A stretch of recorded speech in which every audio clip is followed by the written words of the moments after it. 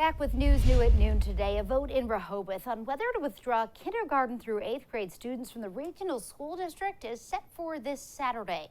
The proposed breakup would leave Rehoboth to elect its own school committee to run the K-8 schools.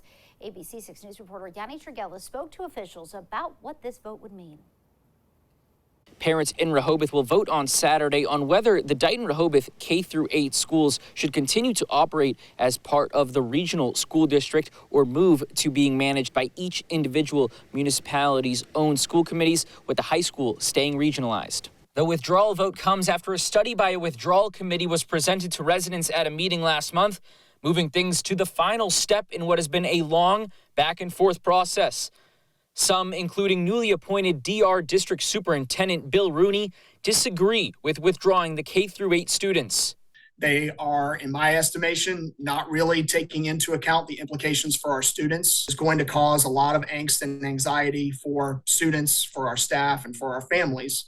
But Rehoboth Town Selectman George Solis disagrees, saying this would have no impact on the day-to-day education of students. It is a financial issue. According to Solis, the K-8 districts, which have been together since 1987, operate at an approximate $40 million budget, with Rehoboth paying 65% of those operating expenses. The goal of this proposed withdrawal, Solis says, is for each municipality to pay 100% of their own K-8 budgets. The ability for each town to withdraw their K-8s without going through the overall process of deregionalizing the district. But Rooney calls the proposed withdrawal premature, saying there needs to be more research to continue to provide the best possible education for students when they arrive to the Dighton-Rehoboth Regional High School in 9th grade, which he fears could be disrupted if a breakup of K-8 happens, especially after struggles in the past 2 years with COVID.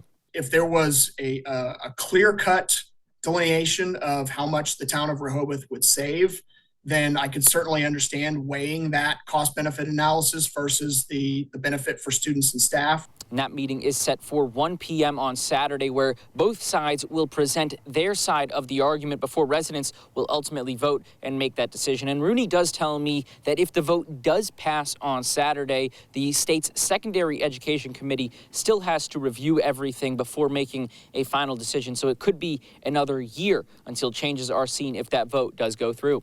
Reporting in Rehoboth, Yanni Trigella, ABC 6 News.